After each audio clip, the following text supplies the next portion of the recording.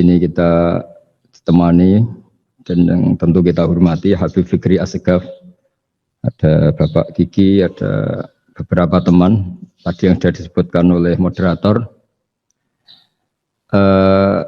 Langsung saja sesuai tema bahwa kita akan menjadikan tauhid sebagai sumber inspirasi bangsa atau sumber kekokohan bangsa atau sumber ketahanan NKRI.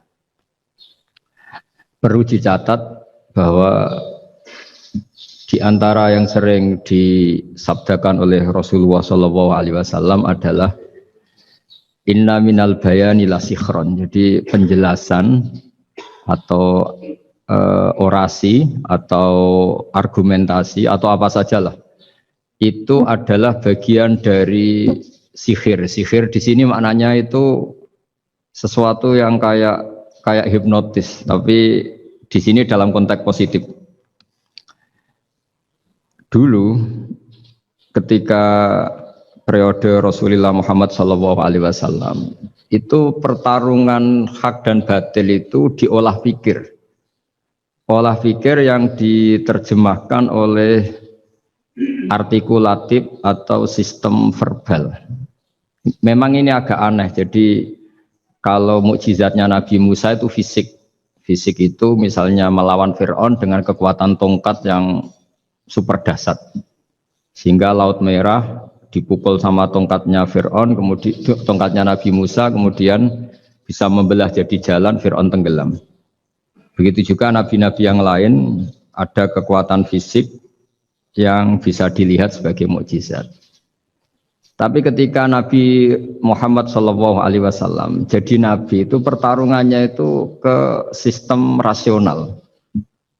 Dan yang enggak rasional itu dijelaskan dengan satu penjelasan yang seakan-akan rasional. Ini yang agak jelimet. Sehingga ada wala talbisul haqqo bil batil. Jangan menyampur adukkan hak dengan batil. Saya beri beberapa contoh kejadian. Suatu saat itu ada orang kafir datang ke Rasulullah SAW. Kemudian bertanya, ya Muhammad, jika kambing itu mati betul, yang tidak disembelih, bangkel, itu yang mematikan siapa? Karena Nabi itu orangnya ummi itu lugu, ya yang mematikan Allah. Terus jawabannya si orang kafir tadi, agama kamu itu aneh. Yang dimatikan Allah langsung haram, tapi yang lewat tangan-tangan manusia yang berlumuran dosa halal katanya. Sehingga terus jadi logika yang kok iya ya gitu. Harusnya yang dimatikan Allah langsung kan orisinil gitu. Sehingga orang terus terbelalak seakan-akan ini hebat gitu. Dan resikonya Nabi Habib Fikri, resikonya itu enggak boleh fahisan mutafahisan. Dorong Jawa Nabi ora oleh cangkem elek, itu resiko. Andai kan Nabi boleh cangkem elek enak. Nak halal ya pangan kon. Kalau itu baik ya silahkan makan ya. Tapi masalahnya Nabi tidak boleh seperti itu. Andai kan tidak Nabi kan gampang ya sudah kalau halal ya silahkan makan. Masalahnya Nabi tidak boleh apa? Nggak boleh berbicara kasar, tidak boleh berbicara buruk. Terus ada lagi beberapa kejadian yang seperti itu, yaitu masyhur suatu saat Sayyidina Ali didatangi seorang kafir juga Yahudi. Ali, kakimu angkat satu, diangkat sama Sayyidina Ali. Angkat dua-duanya, ya udah bisa. Gitu kok temanmu, maksudnya Nabi Muhammad mengklaim bisa naik langit, gitu aja kamu udah bisa. Jadi selalu pakai olah kata. Yang ketiga misalnya Muhammad, kita ini punya urusan banyak, punya problem banyak. Dan Tuhan itu dianggap penyelesai problem, halul muskilat, yang bisa menyelesaikan problem. Pertanyaannya, kalau problem kita banyak, Tuhannya satu tidak cukup Muhammad. Kalau problemnya banyak, ya Tuhannya harus banyak. Sehingga ketika Nabi membawa tauhid, protes mereka, komplain mereka, aja'alal alihata ilahau wahida inna hadza la syai'un ujab. Masa Tuhan satu, wong problemnya banyak, urusannya banyak. Kalau urusannya banyak, ya Tuhannya harus banyak. Nah, karena olah pikiran seperti ini, sebetulnya bukan olah pikiran ini, hakikatnya olah kata, karena ini tidak mewakili hakikat. Ya saya ulang lagi, sebetulnya ini bukan olah pikiran atau olah akal atau olah kecerdasan, tapi olah kata, karena semua yang diomongkan ini tidak mewakili apa? Hakikat. Tapi faktanya itu terjadi. Sehingga mukjizatnya Rasulullah Shallallahu Alaihi Wasallam itu tidak boleh berupa fisik kayak tongkatnya Nabi Musa atau tabutnya Nabi Harun atau apalah yang sifatnya fisik. Karena ini tidak menjawab kecerdasan-kecerdasan yang terimplementasi oleh kata-kata yang dikatakan orang-orang kafir tadi, yang bisa memojokkan orang-orang kafir. Akhirnya Nabi diwarisi kecerdasan, dikasih kecerdasan oleh Allah Ta'ala, yaitu yang dikatakan fatona. Dan mereka memang suka, mempermalukan Nabi itu suka. Misalnya Nabi, karena sebagai Nabi, beliau tahu betul bahwa semua itu biadillah, di tangan Allah. Itu Nabi pernah ngendikan, la adwa wala tiarota, tidak ada penyakit menular. Lalu ada orang Yahudi atau orang siapa saja, orang bodoh lah yang jelas ini. Ada unta yang kena penyakit gudik, kalau orang Jawa bilang gudik apa? Kalau orang itu apa? Kudis ini. Yang kena kudis ini dijejerkan sama yang waras. Ternyata yang waras sekarang jadi kudisan. Senang mereka karena bisa mempermalukan Nabi. Ya Muhammad, ini unta kena kudis. Ternyata yang waras tertular oleh yang kena kudis. Padahal kata kamu tidak ada penyakit apa? Menular. Itu problem-problem jadi Nabi di era Rasulullah Shallallahu Alaihi Wasallam. Sehingga Quran datang dengan kecerdasan yang untuk menjawab itu. Makanya Nabi tidak pakai mukjizat fisik, tapi mukjizat logika. Akhirnya Nabi diajarin Allah lewat Jibril. Yang dikira mereka yakin kalau menang dalam debat. Tapi Nabi balik bertanya, faman a'dal awwala. Jadi terjemahnya, kalau ini kena kudis karena tertular yang ini, lalu ini tertular siapa? Yang pertama tadi. Wah itu asli mat dari Allah ya, maksud saya itu. Jadi dia ingin contoh yang kedua yang tertular, dengan itu berarti ada penyakit apa? Menular. Tapi Nabi tanyanya, faman a'dal awwala. Lalu yang pertama kena kudis itu tertular siapa? Makanya kalau sekarang misalnya corona menular itu yang pertamanya dari siapa itu? Tidak tahu itu, ya tidak perlu tahu, tidak bidang kamu. Jadi ini saya mau cerita. Jadi logika-logika yang dibangun orang kafir itu sebenarnya bukan logika, tapi olah kata. Dan orang kafir itu paling pintar, karena mereka itu penyair. Penyair itu kalau sekarang modern mungkin mirip-mirip jurnalis atau mirip apalah, bisa mengubah apa saja. Apa yang sebetulnya baik dikesankan buruk atau sebaliknya. Sehingga ini menyusahkan karena Nabi harus ngendikan hakikat, harus mengatakan sesuatu yang nyata dengan bahasa yang benar. Sementara mereka mengatakan kebatilan dengan penjelasan yang baik. Ini ribet kan? Sehingga dalam banyak percekcokan ya, itu susah dicari jalan tengah karena sama-sama mirip, kebenaran ini sama-sama mirip. Jadi misalnya yang masyhur dalam satu peristiwa besar, konflik antara Sayyidina Ali dan Sayyidina Muawiyah.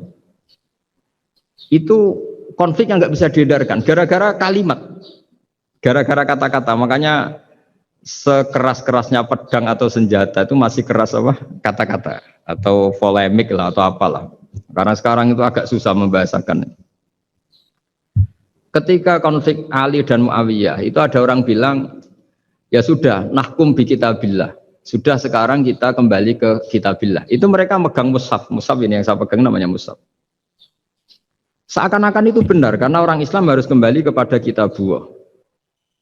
Pertanyaannya lalu Ali kata Ali, fadharabal mushafa biyadihi. Sayyidina Ali nepuk mushaf ini keras sekali.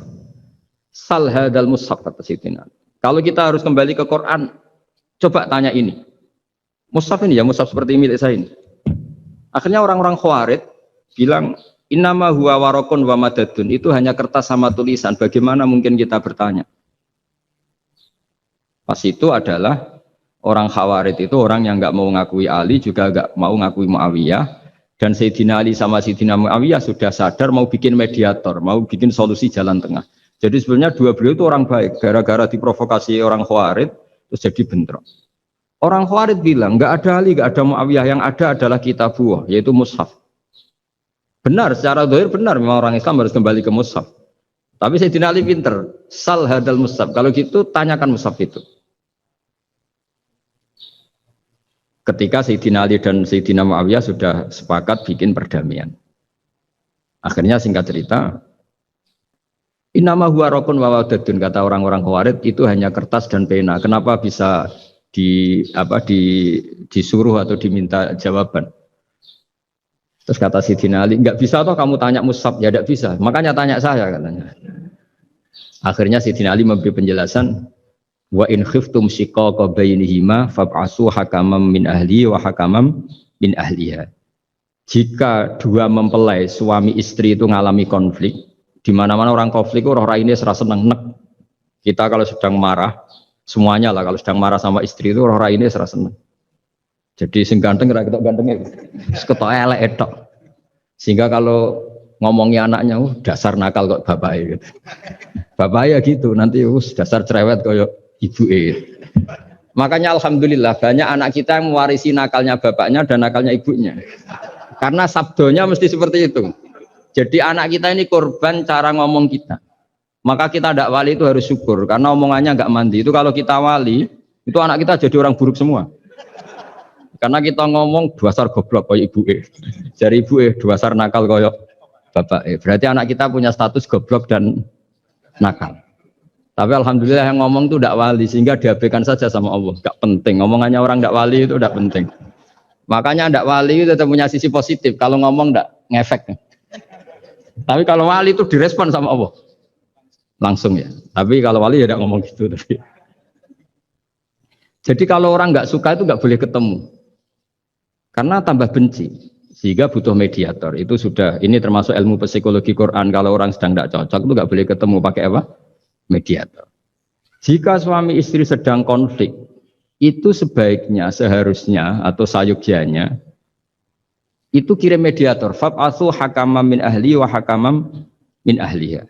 Iyurida islaha yuwaffiqillahu bainahuma. Terus kata Sayyidina Ali, wa amru ummati Muhammad a'dhamu min amri rajulin wa imra'atin. Dan urusan umat Muhammad yang kita sedang konflik dengan kekuatan besar dan bisa pertumpahan darah, itu lebih ngeri timbang urusan suami dan istri. Itu saja solusinya mediator. Artinya sesepele itu urusan pribadi saja Allah menyuruh ada mediator. Apalagi urusan kita yang lebih dahsyat. Akhirnya mereka ngakui cara istimbat, cara ngambil kesimpulan Sayyidina. Jadi ini masalah-masalah yang orang bilang seakan-akan benar. Sudah kita kembali ke Quran, kembali ke Quran. Quran yang mana? Wong kamu tidak paham. Lama-lama tanyanya cetakan mana ini? Ribet kan? Makanya saya ini bikin gerakan besar-besaran yang dulu saya ngaji tafsir lama sekali dengan Mbah Mun. Ngaji sama bapak saya, sekarang alhamdulillah sering diskusi sama Pak Quraisyab karena kita ini butuh dan saya punya teman akrab Gus Zofur juga doktor tafsir. Ya kalau kamu ingin tak sebut ya punya teman kalian semua untuk mengkaji apa? Tafsir. Itu memang kita butuh. Karena Quran itu teks. Teks itu harus difahami ahlinya. Karena tapi ketika orang ngomong, ayo kita kembali kitab buah, kembali ke kitab buah, itu kembali yang apa? Terus tentang apa? Sehingga banyak orang yang entah saking angkuhnya, entah saking benarnya tidak tahu. Saya tidak mau kembali kepada Quran. Kenapa? Saya tidak pernah keluar, saya di situ. Kembali itu kan sudah keluar baru kembali. Itu entah saking angkuhnya, entah saking benarnya tidak tahu. Mau kamu katakan angkuh yang masuk akal? Saya tidak mau kembali. Saya tidak pernah keluar.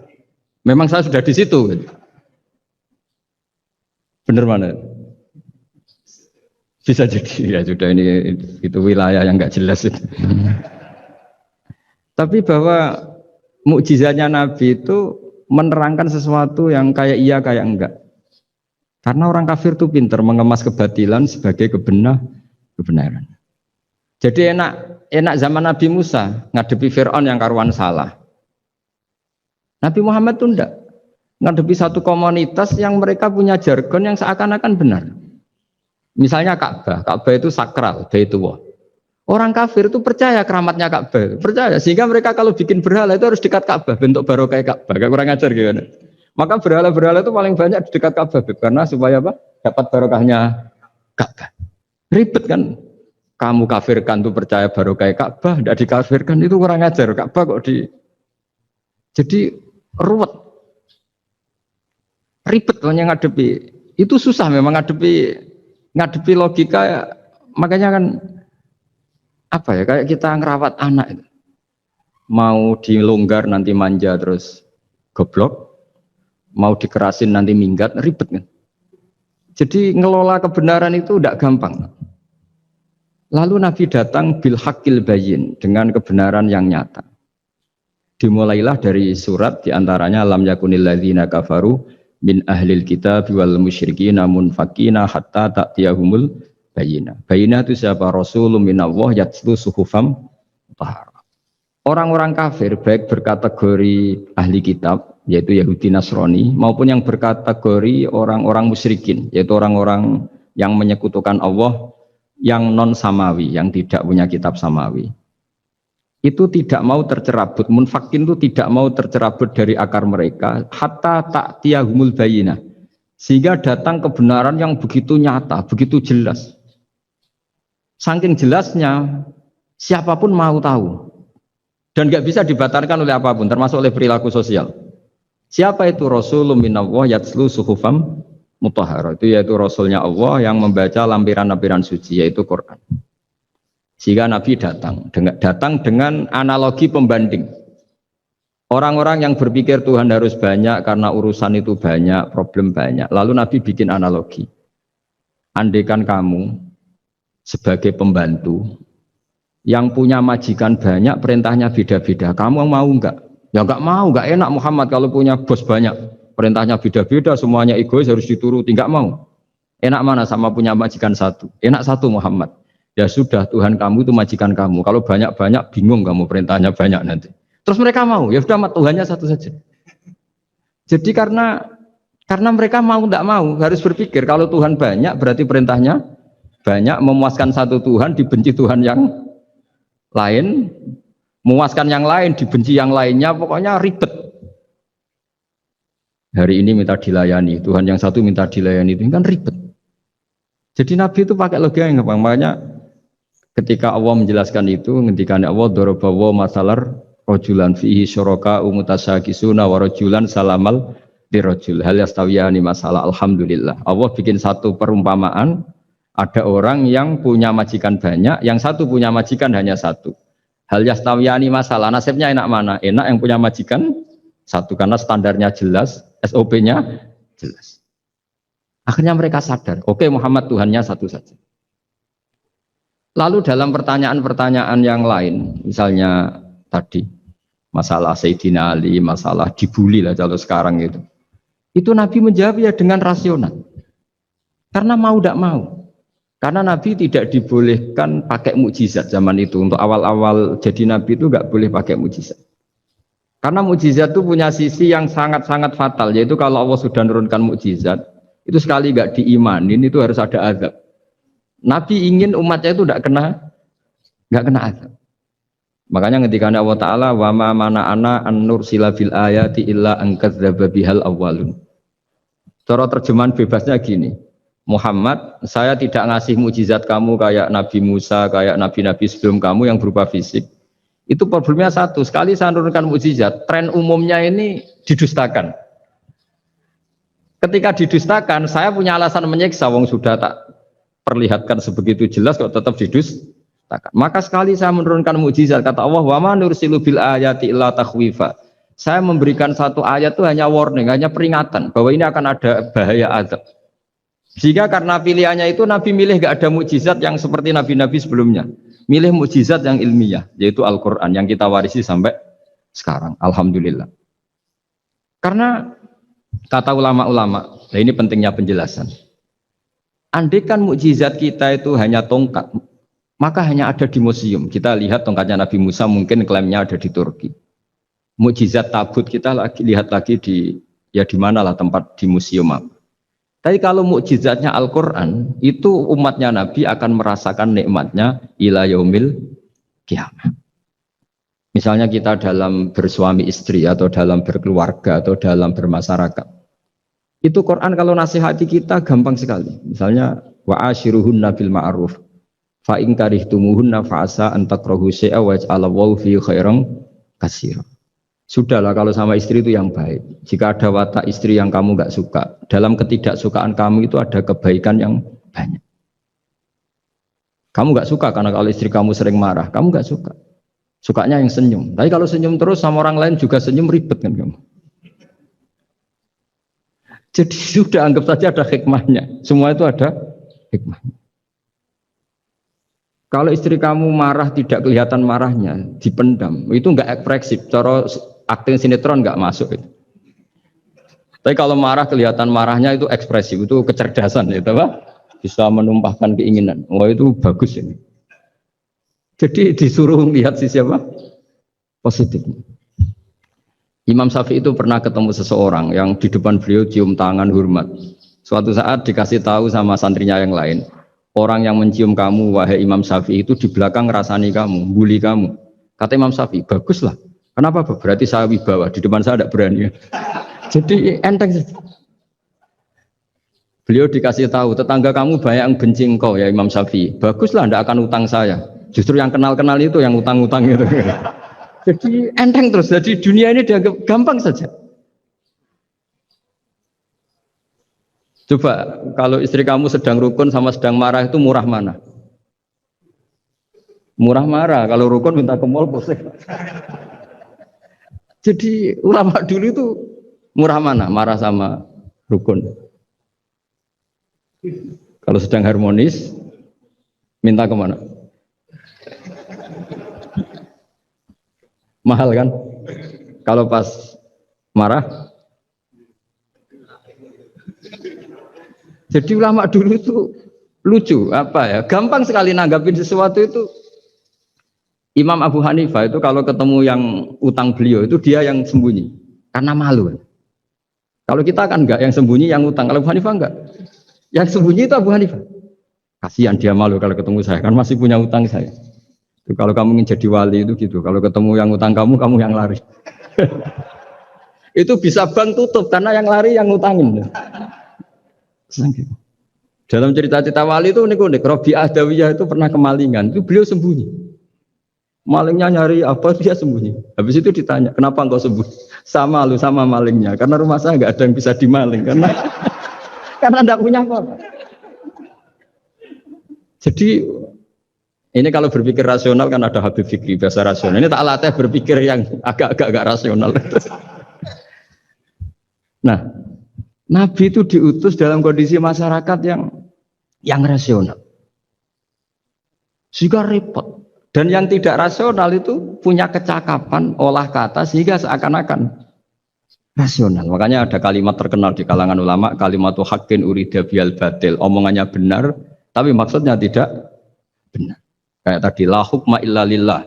Tidak ada hukum kecuali yang ada di Quran. Tidak ada hukum kecuali yang diturunkan Allah. Pertanyaannya, apa itu? Ya Quran. Lah iya apa? Makanya kata Sidina Ali, ya sudah, sal hadal mushaf. Tanya mushaf kamu. Oh ya tidak bisa, itu kan hanya kertas sama tulisan. Makanya tanya ulama, kata Sidina Ali. Nah Quran itu bal huwa ayatum bayinatun fi suduril ladzina utul ilm. Quran itu begitu jelas sebagai solusi, tapi di hatinya orang yang punya. Sehingga kemudian lahir beberapa generasi tauhid. Yang paling masyhur dimulai tauhid itu yang masyhur ya, yaitu adalah ketika ada orang namanya Muhammad bin Jubair bin Mut'im. Itu bapaknya Muhammad ini namanya Jubair bin Mut'im. Itu dia orang kafir, masih kafir. Dia datang ke Madinah itu untuk negosiasi tawanan perang Badar. Dulu beberapa orang yang negosiasi sama Nabi itu ya nunggu di masjid. Singkat cerita, Nabi sholat maghrib baca surat Wattur wa kitabim mastur fi raqim mansur wal baitil ma'mur was-saqfu fil marfu wal bahril masyur. Terus dia dengerin sampai Allah tanya, am khuliqu min ghairi syai'in. Kalau kamu tidak ngakui saya sebagai Tuhan, kata Allah, silahkan Anda berpikir bahwa alam raya ini dimulai dari ketiadaan. Atau kamu sendiri merasa sebagai pencipta alam raya ini, pencipta langit dan bumi. Itu namanya am khalaqus samawati wal ard. Itu orang itu disebut dahiyatul Arab, orang paling cerdas di Arab. Itu dia bingung. Dia selamanya kafir. Cara berpikir menuhankan berhala, Lata, Uzza, pokoknya menuhankan makhluk lah. Terus dia mikir, Muhammad ini kacau ya. Akal saya dihabisin kata dia. Jadi cara berpikir dia pakai akal, dia tidak percaya mukjizatnya Quran, tapi dia bilang Muhammad ini kacau, akal saya dihabisin. Akhirnya Nabi setelah salam dia menyatakan Islam. Karena kata dia Muhammad, akal saya habis oleh apa yang kamu baca. Nah ini saya mau menerangkan tauhid sebagai inspirasi. Yaitu logikanya gini, langit bumi ini kan wujud itu punya eksistensi. Kalau langit bumi ini wujud, alam raya ini nyata. Lalu kamu mengatakan sebelum alam raya ini ketiadaan. Berarti ada satu kesimpulan ketiadaan menciptakan yang ada. Itu malah gendeng bareng. Dan logikanya kan nggak kena al-adamu yakhluqu maujudan, sesuatu yang nggak ada menyebabkan atau menjadikan sesuatu yang ada. Akhirnya padahal pertanyaannya tadi gitu, ya sudah kalau kamu nggak percaya saya sebagai Tuhan, sebagai pencipta awal, sudah ada usah Tuhan-Tuhanan. Tapi ya mari goblok bareng dengan mengatakan bahwa alam yang ada ini diciptakan oleh sesuatu yang tidak ada. Dari Juber, saya tidak mau goblok Muhammad, sudahlah iman saja saya, karena saya tidak mau goblok. Jadi agama ini datang dengan keceriaan berpikir. Sehingga Ibnu Hajar al-Asqalani mengatakan hadatin ja'a bil iltizat al-aqli. Agama ini datang dengan kenyamanan berpikir. Coba kalau Anda seorang profesor atau seorang doktor atau seorang ilmuwan, kemudian Anda diajak goblok dengan teori baru bahwa sesuatu yang ada itu diciptakan oleh yang tidak ada. Mau enggak kamu? Mau semuanya rasa turu. Diajarin sesuatu yang ada diciptakan oleh yang tidak ada.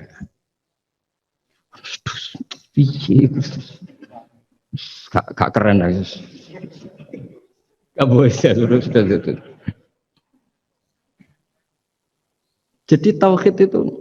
Nah, kemudian lahir ulama-ulama baru yang cara ngarang sama. Ini kitab yang dulu saya ngaji sama Syekhina Kiai Maimun Zubair Mbah Mun. Itu kemudian ulama-ulama baru, kata Yai Mbah Mun itu juga bapak saya sering pesen, orang itu harus tahu zaman. Menerangkan tauhid itu kalau ulama dulu itu dimulai dari kalimat yang mungkin yang ngaji saja bingung. Al-alam mutaghayyir wa kullu mutaghayyir hadis la budda mim muhdits. Itu sampean dengar mesti anggap jimat itu apa itu doa apa gitu. Doa jalbur rezeki apa gitu. Padahal itu logika. Tapi terus ulama-ulama modern itu ngarang seperti ini ada gambar. Ini kitab yang saya dulu ngaji sama Abang, itu digambar seperti ini. Maksudnya digambar seperti ini gini, penjelasannya gampang. Sampean kalau gambar seruat apapun, misalnya gambar gedung tingkat 5 atau gambar gunung atau gambar apa saja. Mbok seruat apapun gambar itu dimulai dari satu titik. Tadi hadhil awalim kulluha, bahwa alam semua ini dimulai dari nuqtatil wujud, ada titik wujud. Dan karena ini wujud penyebab harus bersifat awal. Makanya Allah itu selain wujud harus bersifat al-awwal. Kalau bahasa pondok al-qadim. Karena tidak mungkin yang menciptakan kemudian kalah dulu dengan yang diciptakan. Begitu juga Imam Al-Amudi. Imam Al-Amudi itu jadi wali itu karena dia ahli matematika. Sampai muridnya itu eskal. Ini guru saya masuk surga enggak? Kalau ngajar itu senang ngajar matematika. Beliau ahli usul fikih, ahli fikih, tapi senangnya ngajar matematika. Sampai muridnya sanksi, ini masuk surga enggak ya? Walhasil dalam cerita keramat beliau, sama ndak usah tuh saya tidak percaya, kamu tidak wali, kok tidak percaya gimana? Ribet sekarang gitu, orang kalau nggak nekuni sesuatu terus nggak percaya, ribet. Itu beliau masuk surga itu dijamin dapat surga itu karena ngajar matematika. Tapi di hati beliau hanya satu, matematika adalah satu ilmu yang dimulai dari angka 1. 0, itu tetap dimulai dari 1, nggak bisa. Akhirnya beliau cerita, angka 2 atau 3 nisbatul wahid wal isnaini ila mi'ah wa ila ma la nihayatallah, semuanya sama, nisbatul far'i ilal asli, kata beliau. Mbok angka 2, 3, 1000 sampai 1 miliar itu perbandingannya dengan angka 1 apa hubungannya? Al far'i ma'al asli, yaitu angka 2, 3 adalah cabang dari angka 1.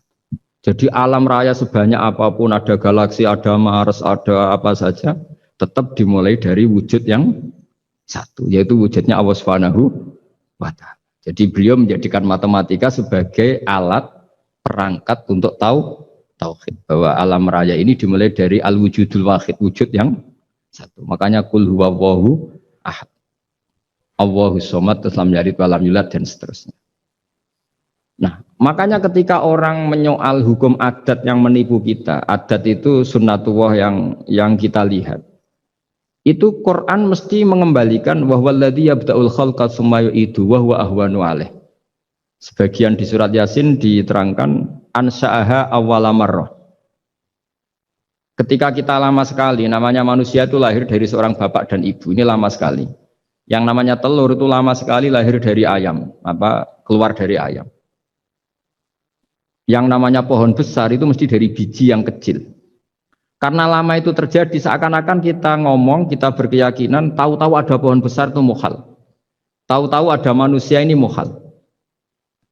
Makanya ketika ada figur yang bernama Isa bin Maryam, itu orang kafir Yahudi, itu menolak. Bagaimana mungkin ada manusia tanpa bapak? Oke, itu menyalahi prosedur lazim, protap lazim. Tapi kata Allah gimana? Inna masalah Isa indawahi kamasali Adam. Kalau Isa mukhal karena tanpa bapak, harusnya Adam lebih mukhal karena tanpa bapak, tanpa ibu. Jadi artinya apa? Allah tetap mengingatkan bahwa kudroh saya yang pertama itu menjadikan semuanya mungkin tanpa perangkat adat. Maka kitab ini yang saya baca ini, milik Sayyid Husain Afandi ini, itu menjelaskan bahwa hukum adat itu menipu. Saya ulang lagi, hukum adat itu menipu.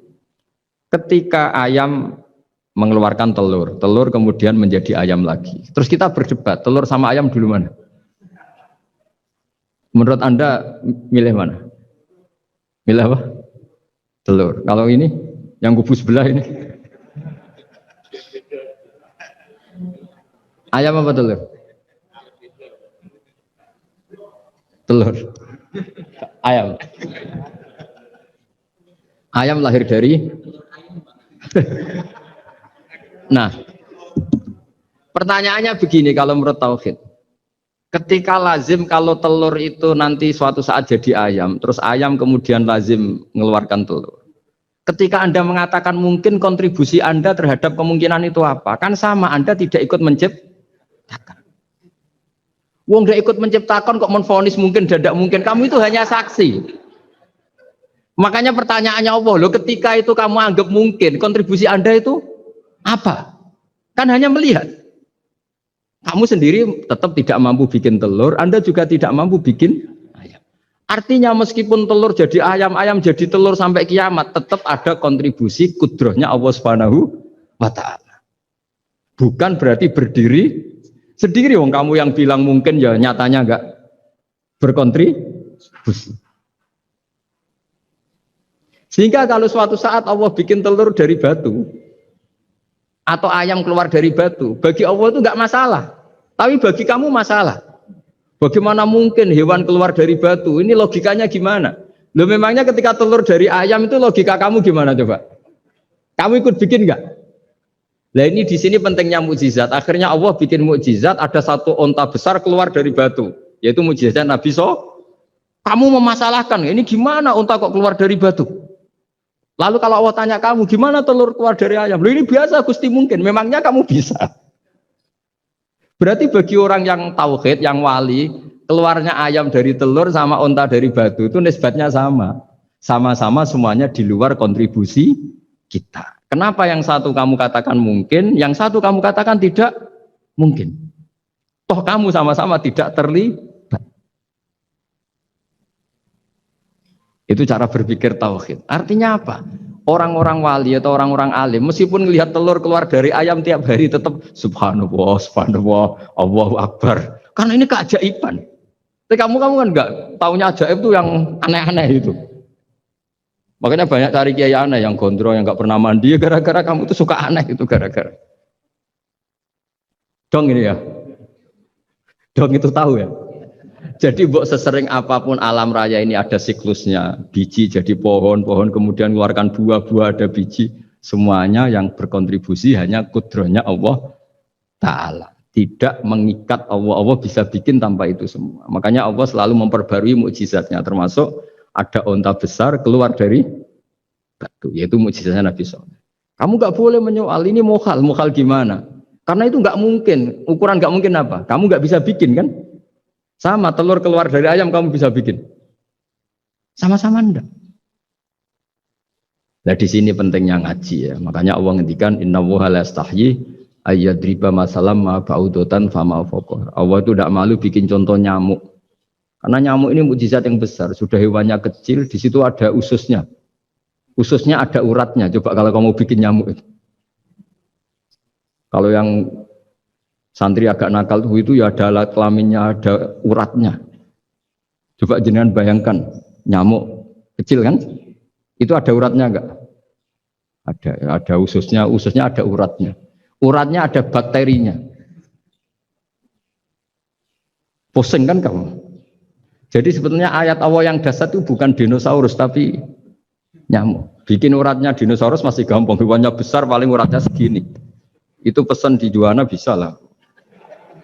Tapi kalau pesan organnya apa? Nyamuk. Perutnya seberapa, sudah gitu dia di dalamnya ada calon anaknya lebih kecil, banyak lagi jumlahnya. Coba nah ini agama ini datang dengan akal, jadi kelihatan ada mukjizatnya Quran karena menyontohkan nyamuk, dan kelihatan mukjizat kalau dijelaskan pakai logika, yaitu kayak apa susahnya bikin nyamuk, sudah kecil ada organnya ada uratnya ada kumannya ada uratnya. Pusing enggak? Makanya tidak ada kampus yang siap memaklumatkan diri sanggup bikin nyamuk. Karena ya enggak sanggup tadi. Lah itu mukjizatnya Quran. Jadi agama ini ketika ulama-ulama ja'a bil iltizazil aqli. Agama ini datang dengan kenyamanan berpikir. Makanya kita nanti kalau mau mati itu yang seneng saja.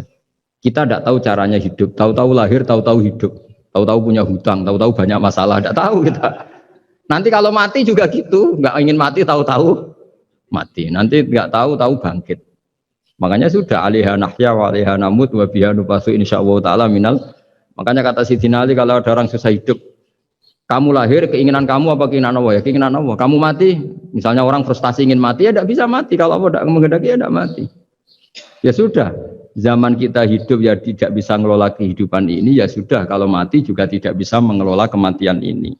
Makanya terus kita diajarkan inna sholati wa nusuki wa mahyaya wa mamati lillahi rabbil alamin. Berhubung kita tidak tahu ya sudah hidup kita, mati kita semua di tangan Allah. Sudah kita pasrah saja.